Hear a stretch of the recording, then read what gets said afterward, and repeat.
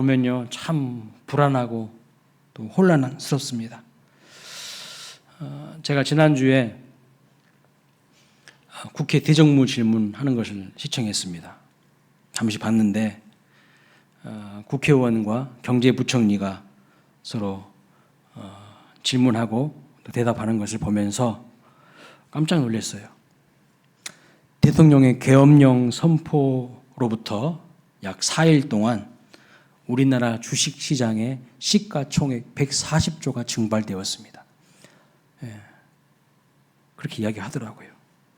나라 예산의 20%에 해당되는 국민 재산이 불과 며칠 사이에 증발했어요. 사라져버렸어요.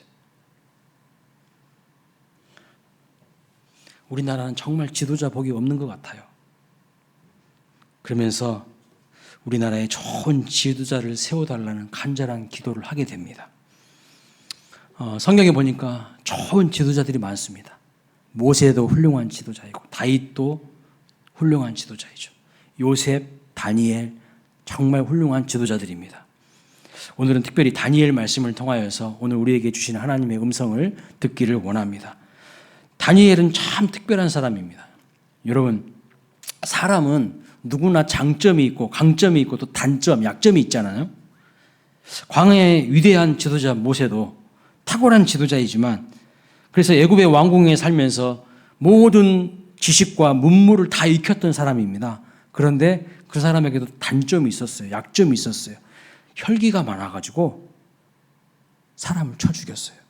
그래서 광야로 도망가지 않습니까? 또 이스라엘을 반석 위에 세운 지도자 다윗도 참 탁월한 지도자입니다.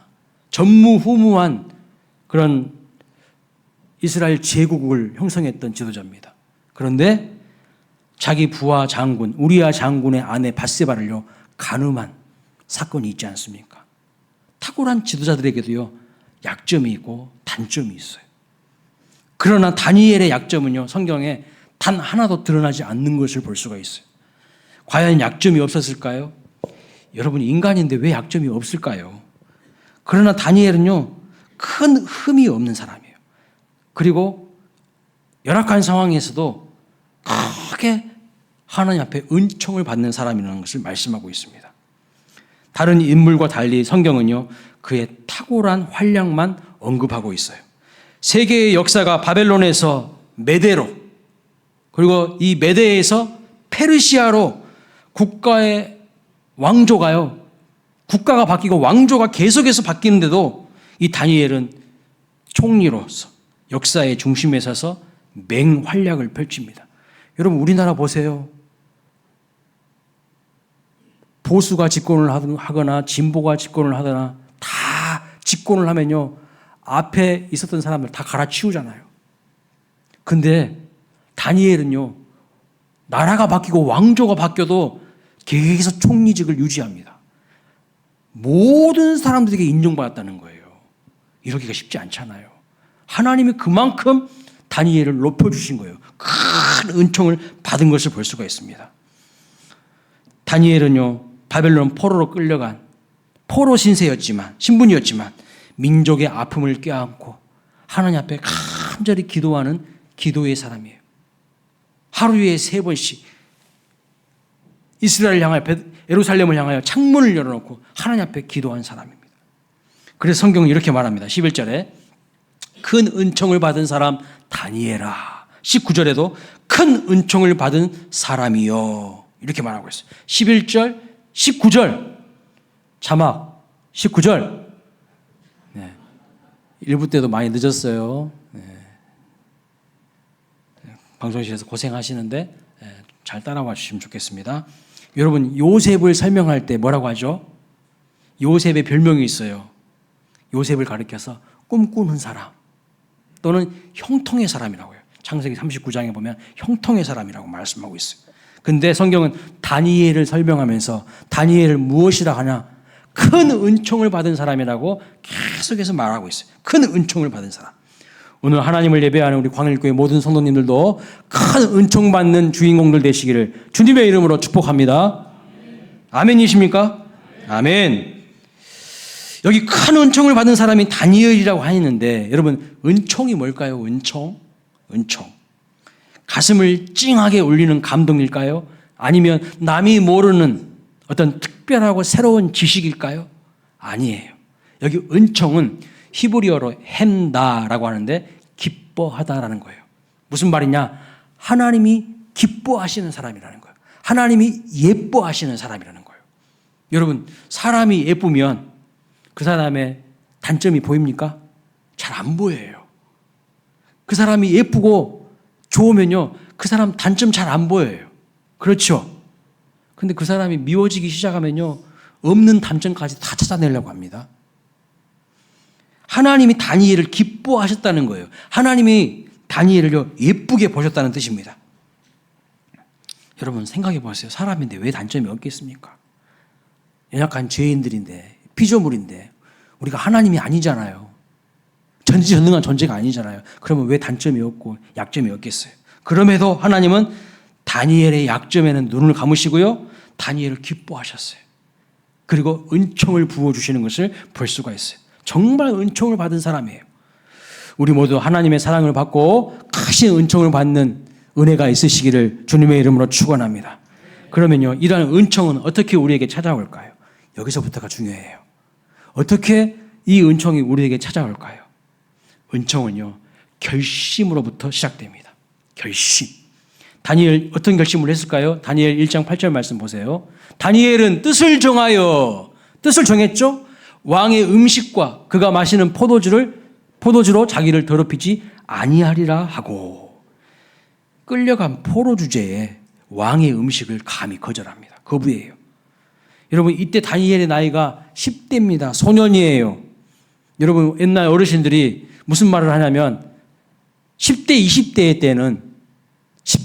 때에는 돌도 씹어 먹는다는 말을 많이 합니다. 그렇죠? 소화력이 왕성하죠. 먹어도 또 배고프다고 합니다. 그렇지 않습니까? 그런데 다니엘은요, 왕이 준 음식과 술을 거절해요. 감히 포로 신세 주제에. 대단한 결심입니다. 그런데 그걸로 끝이 아닙니다. 오늘 본문 12절에도 또 결심합니다. 읽어볼까요? 12절 시작. 내가 깨달으려 하여 내 하나님 앞에 스스로 겸비하게 하기로 결심하던 첫날부터. 하나님의 뜻과 계시를 깨닫기 위해서 하나님 앞에서 자기 자신을 겸비하게 낮추고 결심하는 거예요. 낮추기로 결심하는 거예요. 무슨 뜻입니까? 다니엘은요, 인생의 중요한 순간순간마다 중대 결심을 하는 사람이에요. 뜻을 정하는 사람이라는 거예요. 그때 하나님이 어떻게 반응하셨을까요? 어떻게? 첫째, 다니엘서 1장 10절 말씀 보면 이렇게 말합니다. 은혜와 국률을 얻게 하신지라. 은혜와 국률로 반응하신 하나님이셔요. 또 다니엘 10장 12절 말씀. 결심하던 첫날부터 내 말이 응답받았으므로, 그 결심을 하나님께서 외면하지 않으시고 기도의 응답을 받게 하셔요. 다니엘은 중대 결심을 통해서 은혜와 국률, 기도의 응답을 받는 엄청난 은혜를 누리고 엄청난 자산을 얻었어요. 이것이 바로 은총의 핵심입니다. 자, 그러면 다니엘은 그렇다 치고, 다니엘은 그랬고, 여러분들은 어떻습니까? 우리는 어떻습니까? 우리도 은혜를 원합니다. 아멘이십니까? 아멘. 기도의 응답을 우리도 간절히 원하지요? 아멘. 그러나 중대 결심을 하지 않아요. 중대 결심 하십니까? 재정의 축복을 간절히 우리는 원하고 있어요. 그렇죠? 그런데 11조는 안 해요. 정직하게 가슴에 손을 얹고 생각해 보세요. 우리는 지혜를 구합니다. 탁월한 지혜를 구합니다.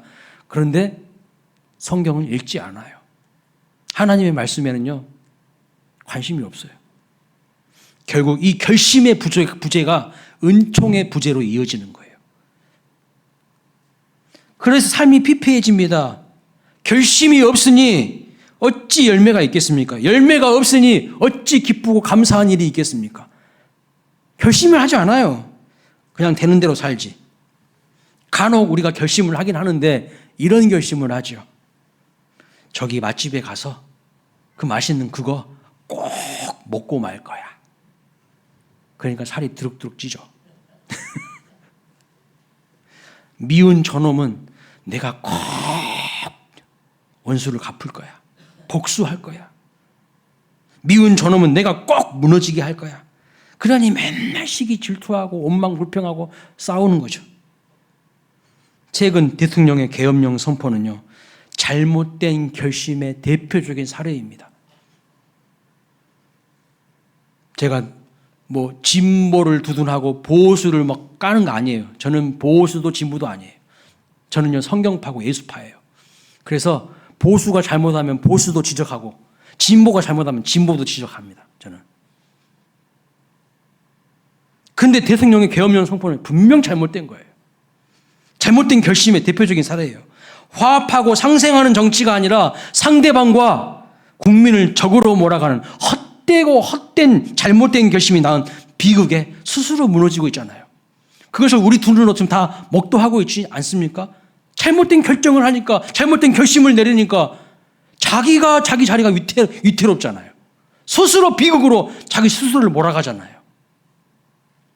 이렇듯 하나님의 뜻과 관계없는 결심은요, 시한폭탄이고 음주운전과 같아요. 자기만 죽는 게 아니라 남들까지 다 해롭게 만드는 거예요.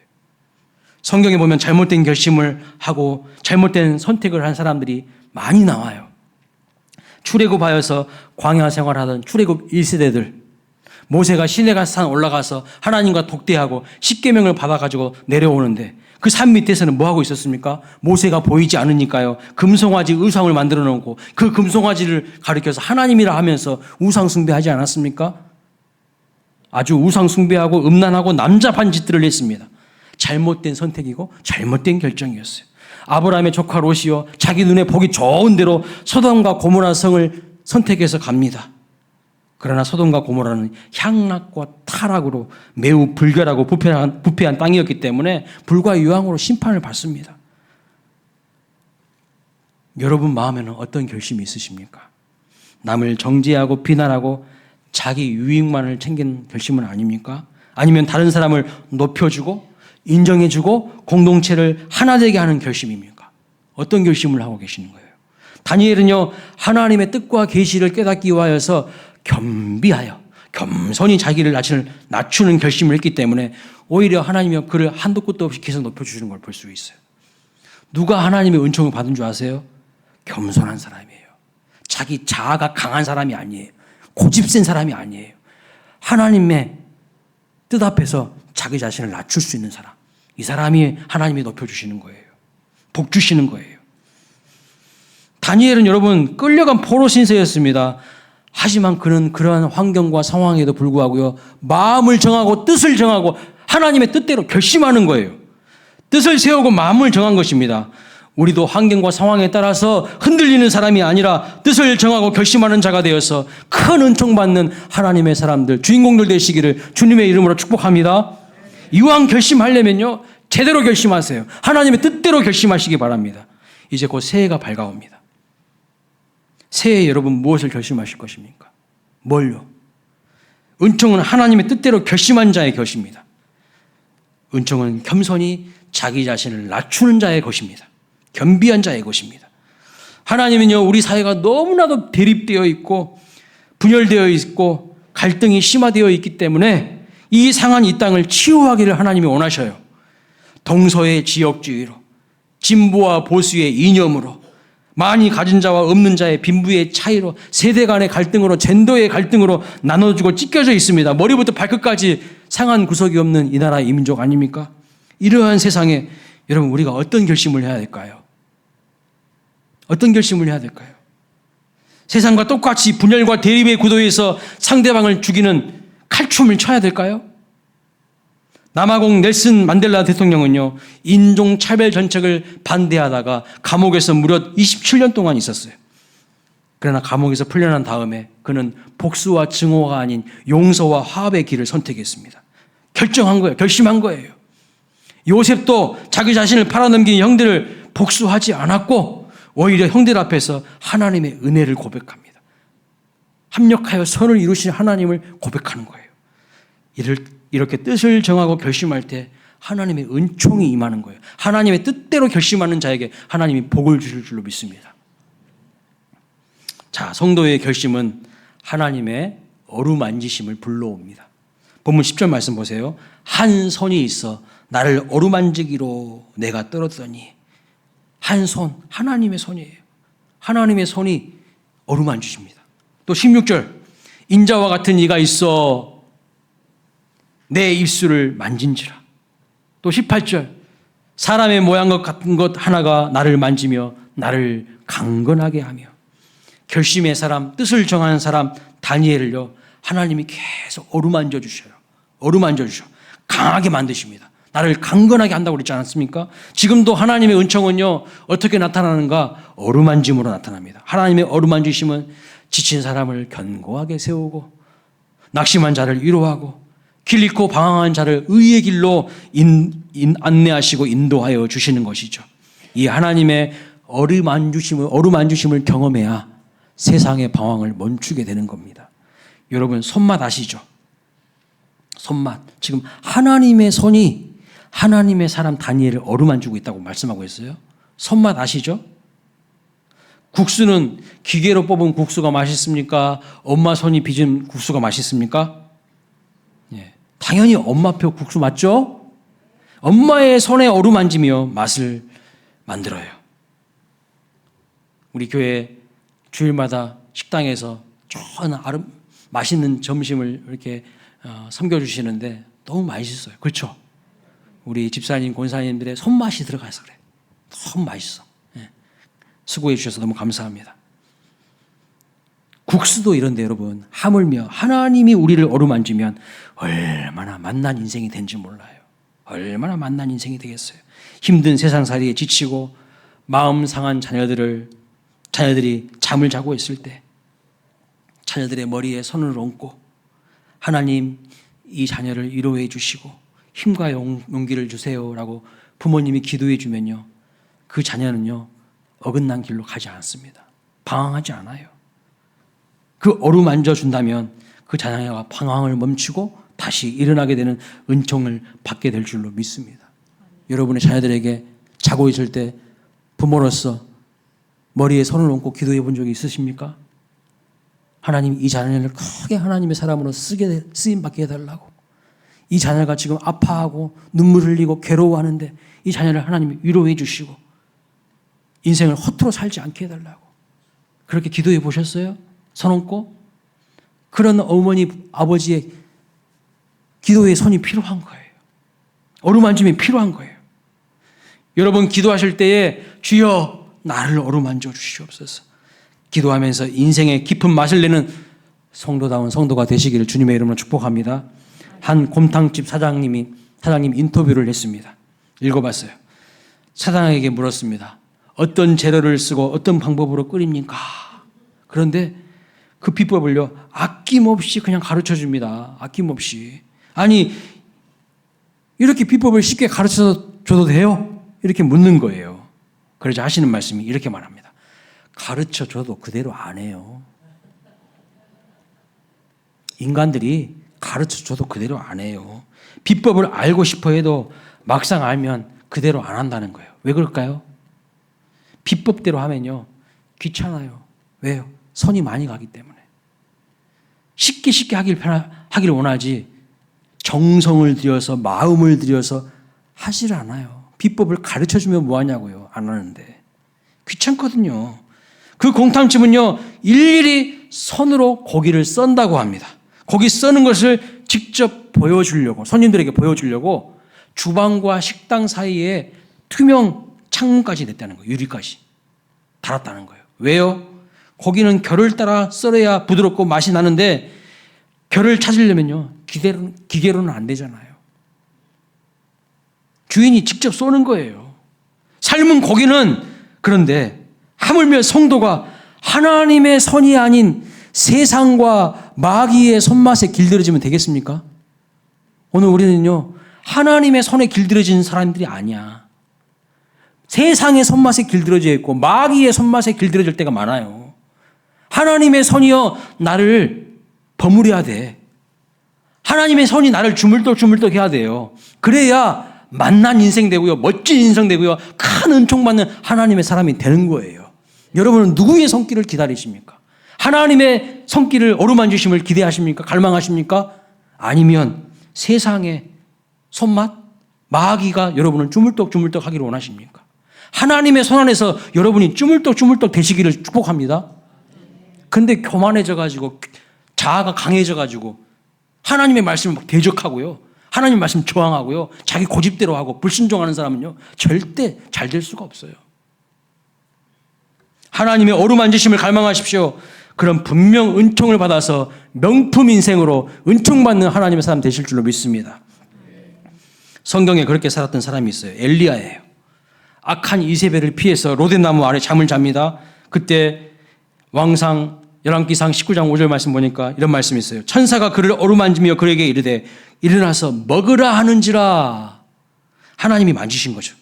그러자 회복되어서 떡과 물을 마시고요. 40주야를 달려서 호렙산에 이르게 됩니다.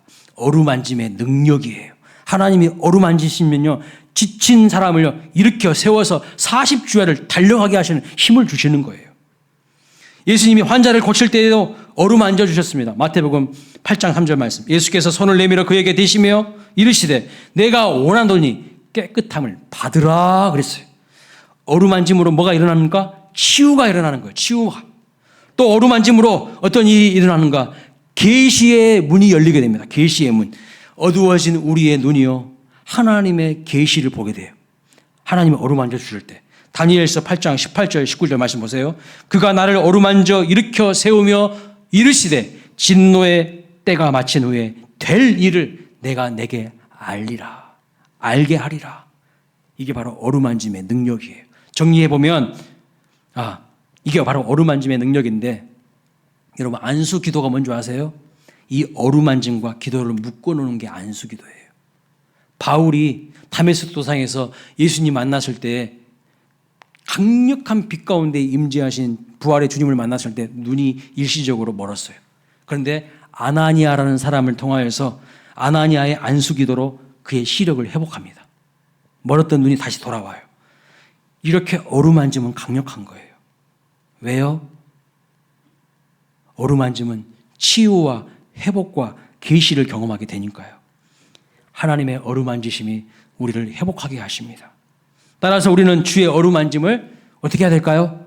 갈망해야 되는 거죠. 하나님의 어루만지심에 대한 갈망이 바로 은총으로 가는 첩경이에요. 주의 피 묻은 오른손으로 주님 나를 어루만져 주옵소서. 안수해 주시옵소서. 간절히 기도하시기를 바랍니다. 우리 교회 성도님들은 제가 보기에 안수 기도를 별로 갈망하지 않으신 것 같아요. 저한테 와서 목사님 기도받고 싶습니다. 안수 기도해 주세요. 이런 말씀을 하시는 분들을 거의 못 봤어요. 예. 목사가 현찮아서 그렇습니까? 목사는 현찮아도요. 하나님은 능력의 하나님이세요. 사람을 통해서 일하시지만 연약하고 힘없는 사람을 통해서도 하나님은 능력으로 역사하셔요. 하나님의 은총을 갈망하지 않는 것이 큰 문제예요. 기대감이 없는 거 큰 문제예요. 믿음이 없다는 뜻이거든요. 자기 힘으로 자기 노력으로 사는 것보다 몇백 배, 몇천 배 필요한 것이 하나님의 은총이라는 것을 알아야 돼요. 오늘 이후로 안수기도 사모하시기 바랍니다. 처음에 광일교회 왔을 때 성공 영신 예배하고 기도해 준다고 해도요. 다 집에 가기 바쁘더라고. 최근에 좀 보니까 이제 안수기도 좀 사모하시는 분들이 많이 늘어나긴 했어. 여러분의 머리를 들이미세요. 모강실 문 두드리고 안수기도 해달라고. 갈망해야 돼요. 갈망해야 돼요. 사모하셔야 돼요. 오늘 한 분이 1부, 2부 예배 사이에 모강실에 들어와셔서 기도 받으셨어요. 예. 설교를 듣고 오셨나? 1부 때. 여러분 무진기행이라는 소설을 쓴 김승옥이라는 작가가 있습니다. 이분은 문학계에서는 불면의 천재이자 탁월한 문장가라고 합니다. 평가합니다. 근데 이분이 무신론자였어요. 하나님 부인하는 사람이었어요. 5.18 민주화 운동의 침묵으로 일관하는 주류 언론들에 대해서 염증을 느끼고 혐오심을 느끼고 계속 술만 마셔요. 담배만 계속 펴대는 거예요. 급기야 뇌졸중에 걸려서 고생을 하는데 어느 날 꿈을 꿉니다. 꿈을 꾸는데 하얀 손이 하얀 손이 나타나더니 자기 배를 어루만지더래요. 자기 마음 배를 쓰다듬더래요. 그 순간 직감한 거예요. 이건 지금 보통 일이 아니구나. 직감하고 물었답니다. 누구십니까? 당신 누구십니까? 물었대요. 그랬더니 답변이 뭐냐면 나다 그러세요. 여러분 누구 생각나지 않습니까?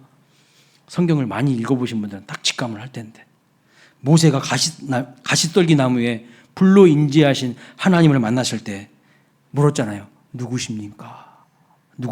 그때 하나님 뭐라고 하시죠? 나는 나다. I am who I am. 나는 스스로 존재하는 자다.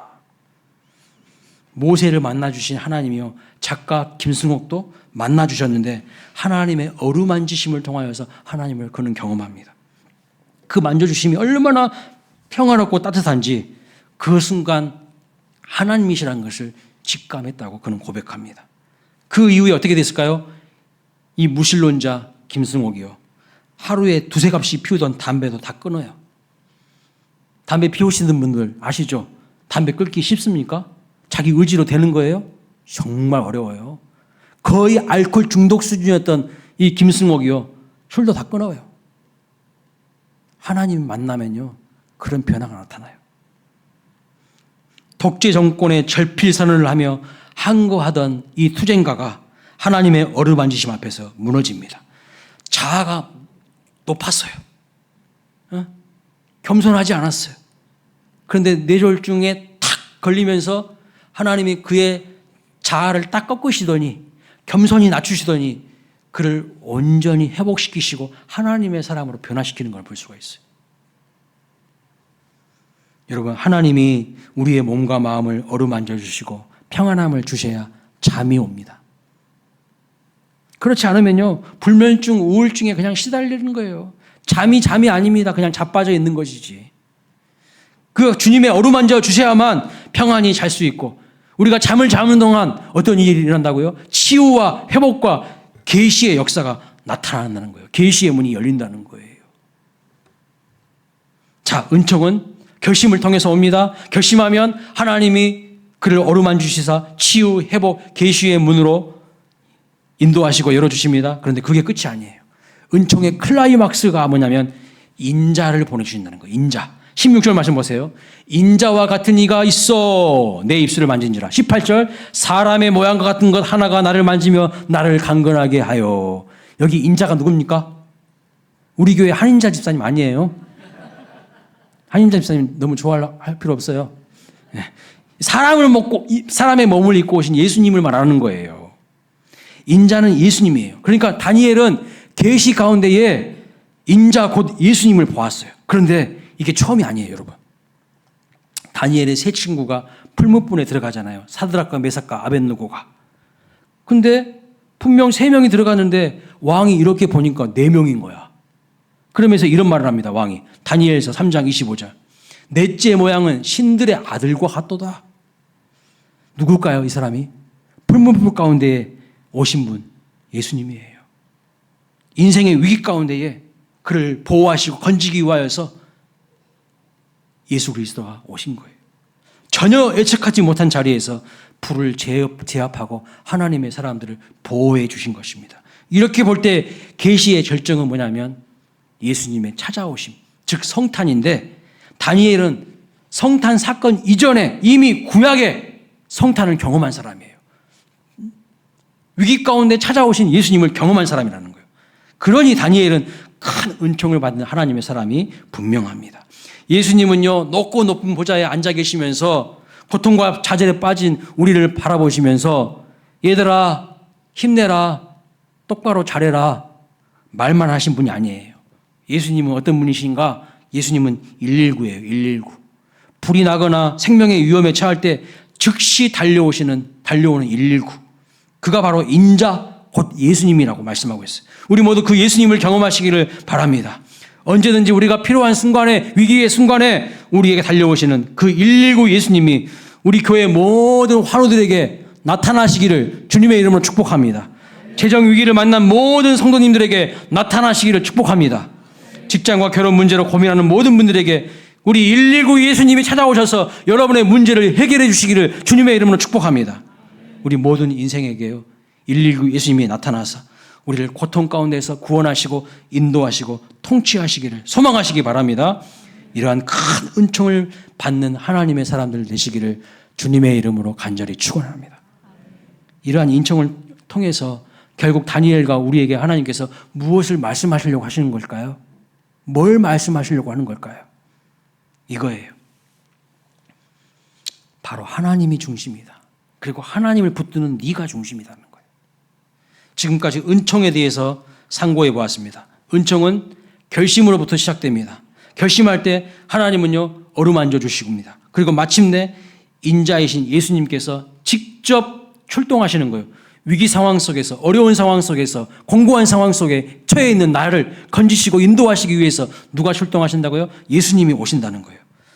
그런데 다니엘서 9장 21절 말씀 보니까 먼저 가브리엘 천사를 보내시고요. 그 다음에 다니엘 10장 21절 말씀 보니까요, 천사장 미가엘을 또 보내십니다.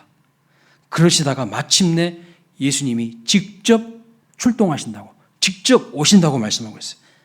다시 말하면 우리가 인생의 위기와 고통과 어려움 가운데 있을 때, 삶의 웅덩이와 구덩이에 빠져 있을 때 하나님이 총력전을 펼치시고 우리를 건져내시기 위해서 출동하신다는 거예요. 하늘나라에 비상사태가 일어난다. 여러분 119가 올 때 어떻게 하고 오죠? 삐용 삐용 막 소리내고 오잖아.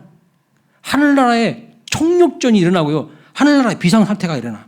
그런데 하늘이 출렁이면 이 땅은 어떤 일이 일어난 줄 아세요? 이 땅에 소용돌이가 일어나요. 하늘나라에 총력전이 일어나고 하늘나라에 비상사태가 벌리면요, 우리를 건지기 위해서, 예수님이 출동하시기 위해서 비상사태를 선포하시고 오시면 이 세상에 소용돌이가 일어나는데, 어떤 소용돌이냐면 이스라엘 백성을 포로로 잡아간 바벨론이요, 메대라는 나라에 망합니다. 그리고 그 메대는요, 페르시아에게 무릎을 꿇어요. 그리고 페르시아는요, 헬라 제국에게 사로잡힙니다. 그것을 통하여서 하나님이 뭘 말씀하시는 거예요? 그 어떤 왕도, 그 어떤 제국도 역사의 중심이 아니라 만군의 주 여호와 하나님이 세상의 중심이라는 거예요. 하나님이 역사를 주관하고 있다는 거예요. 믿으십니까? 그래서 다니엘서 11장 4절에 이렇게 말합니다. 읽어보겠습니다. 시작. 그의 나라가 갈라져서 천하 사방에 나누일 것이나 그의 자손에게로 돌아가지도 아니할 것이요. 나라가 뽑혀서 그 외에 다른 사람들에게로 돌아갈 것임이라. 아멘. 무슨 뜻입니까? 물고 물리는 역사의 대혼란이 일어난다는 거예요. 그런데 우리의 관심은 거기에 있지 않습니다. 그 혼란 가운데 당당히 중심에 서 있는 인물이 있는데 그가 바로 은총의 사람 다니엘이라는 거예요. 다니엘은 역사의 중심에 잠깐 등장했다가 사라지는 단역 배우가 아닙니다. 엑스트라가 아니에요. 칼과 권력을 거머쥔 세상의 왕들이, 군왕들이 세상의 중심이 아니고 하나님의 총력전이 펼쳐지고 세상이 소용돌이에 빠질 때 하나님의 은총의 사람 다니엘을 하나님이 그 중심에 세우신다는 거예요. 다니엘서 말씀을 통해서 오늘 우리에게 주시는 말씀이 뭡니까?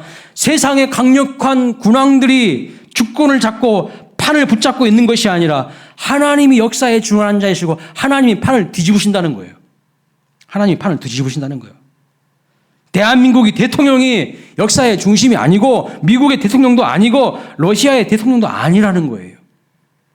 그것을 오늘 우리에게 깨달으라고 말씀하는 거예요. 다니엘의 핵심이 뭡니까? 세상이 아무리 출렁거려도 주의 백성은 흔들리지 말지어다. 이게 핵심 메시지예요. 여러분 보고 하나님 말씀하시는 거예요. 흔들리지 말라고.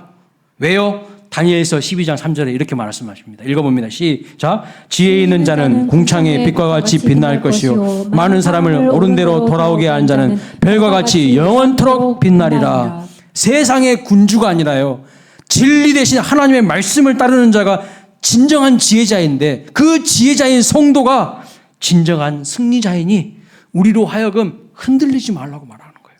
흔들리지 말라고. 그리고 그 때를 기다리라고 하십니다. 하나님이. 하나님의 때가 분명히 있다는 거예요. 다니엘 마지막 장 12장 마지막 절 13절 읽어봅니다. 시작. 너는 가서 마지막을 기다리라. 이는 내가 평안히 쉬다가 끝날에는 내 몫을 누릴 것임이라. 아멘. 기다리라는 거예요. 흔들리지 말고 기다리라는 거예요. 세상이 아무리 요동쳐도 중심을 하나님께 두라는 거예요. 요셉을 보세요. 그는 하나님의 은혜를 입은 사람입니다. 그래서 아무리 노예로 끌려가고 죄수의 신분으로 감옥에 갇혀 있어도 세상의 중심으로 떠오릅니다. 그렇지 않습니까? 세월이 지나니까요. 때를 기다리니까 세상의 중심으로 요셉이 팍 떠올라요. 대제국 애굽의 총리가 되어서 다스립니다. 다니엘 아무리 포로의 신분이지만요. 세 나라의 왕조에 걸쳐서 계속해서 총리가 됩니다. 잠깐 있다가 사라지는 왕이 아닌 하나님의 은총을 받은 다니엘이 역사의 중심입니다. 그렇다면 하나님이 오늘 병에 시달리고 재정에 쪼들리고 미래가 안 보이고 가시밭길을 걷는 우리들을 역사의 한복판에 세우시고 말씀하실 것입니다. 뭐라고요? 은총의 사람, 네가 세상의 중심이다. 여러분이 세상의 중심임을 믿으시기 바랍니다. 성도가 세상의 중심이에요. 하나님 붙드는 사람이 세상의 중심이에요. 믿으십니까? 이거 믿으셔야 됩니다. 왜요? 다니엘의 말이 허풍이 아니라 진리였기 때문이에요. 하나님이 다니엘을 그렇게 높이셨고요. 요셉을 그렇게 높이셨어요. 때가 되니까 하나님이 그를 세우시는 것을 볼 수가 있고요. 역사의 주관자로 세우십니다. 포로지만 뜻을 정하고 결심한 다니엘을 통하여서 역정케 하시는 하나님이시기 때문입니다. 그래서 오늘 우리는 무엇을 결심해야 됩니까? 안 돼! 못해요! 쓸데없어요! 나는 루저예요! 나는 실패자예요! 그런 모든 말들을요 다 씻어내야 돼요. 그리고 내 스스로에게 선포하세요. 나는 역사의 중심에 선 은총의 사람이다. 외치시기를 바랍니다. 여러분이 은총의 사람이에요. 그럴 때 우리도 다니엘처럼 이 시대의 중심에 서서 하나님을 높이는 자들이 될 것입니다. 말씀을 마칩니다. 1944년 2차 대전이 한창일 때 미국의 CIA가 스파이를 보냈습니다. 그때 내린 지령이 이거예요. 이미 결정된 사항에 이의를 제기하라. 일일을 질질 끌어라. 성과가 없으면 도구를 탓하라. 이게 CIA가 지령을 내린 내용이에요. 근데 여러분 이거 어디서 많이 보지 않았나요? 어디서 많이 본 것 같은데 대단히 익숙하죠. 왜냐하면 우리가 이렇게 살았기 때문이에요. 하나님께 틈만 나면 이의를 제기해요. 하나님 말씀에 순종하기보다는 하나님 말씀을 저항해요. 대적해요. 불순종해요. 그리고 해야 될 의무는 질질 끌어요. 그리고 일이 잘못되면 남 탓을 합니다. 자기 자신도 모르게 스파이로 산 거예요. 스파이. 우리는 더 이상 스파이 되면 안 됩니다. 성도는 은총의 사람이자 세상의 중심임을 믿으시기 바랍니다. 하나님은 이 땅 가운데 하나님의 나라를 세우기 위하여서 하나님의 주권을 행사하시며 하늘의 모든 것을 동원하시는 능력의 하나님이셔요. 하나님 능력의 하나님이셔요. 그렇다면 우리는 어떻게 살아야 될까요?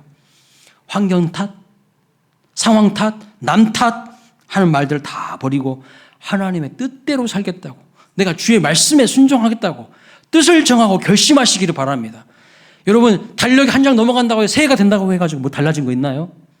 여러분이 뭔가 결심하지 않으면, 결단하지 않으면 또 똑같은 삶이, 지루한 삶이, 아무런 변화되지 않는 삶이 반복될 뿐이에요. 새날은 오지 않습니다.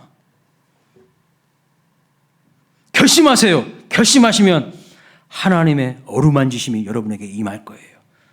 지치고 상하고 찢겨진 여러분의 마음에 하나님의 어루만지신 손이 임하셔서 치유와 회복을 경험하게 하실 줄로 믿습니다. 그리고 하나님이요 새로운 일들을 꿈꾸게 하셔요. 계시의 문을 열어주셔요. 나는 한 치 앞도 못 보는데 하나님이 새로운 생각들, 새로운 비전들, 새로운 꿈들을 가슴을 설레게 하는 기대감을 다시 회복시켜 주신다는 거예요. 반드시 기억하십시오. 인자 되신 예수님이 어려운 상황 가운데 있는 우리에게 119처럼 오셔가지고 우리를 건져주셔요. 다니엘이 사자굴에 있을 때 사자들이요 다니엘을 집어삼키지 못하도록 하나님이 역사해 주셨어요. 찾아오셨어요. 다니엘의 세 친구 사드락과 메삭과 아벳느고가 불못불에 있을 때 예수님이 인자 대신 예수님이 출동하셔서 상하지 못하도록 지켜주셨어요. 그런 은혜를 받으시길 주님의 이름으로 축복합니다. 아무리 약해도 은총받은 성도가 세상의 중심이라는 것을 기억하시기를 바랍니다. 뜻을 정하고 하나님의 뜻대로 결심하여서 세상의 중심에 서서 하나님의 하나님 되심을 드러내시고 주 예수의 깃발을 휘날릴 수 있는 저와 여러분 되시기를, 은총받는 주인공 되시기를 주님의 이름으로 축원합니다. 아멘.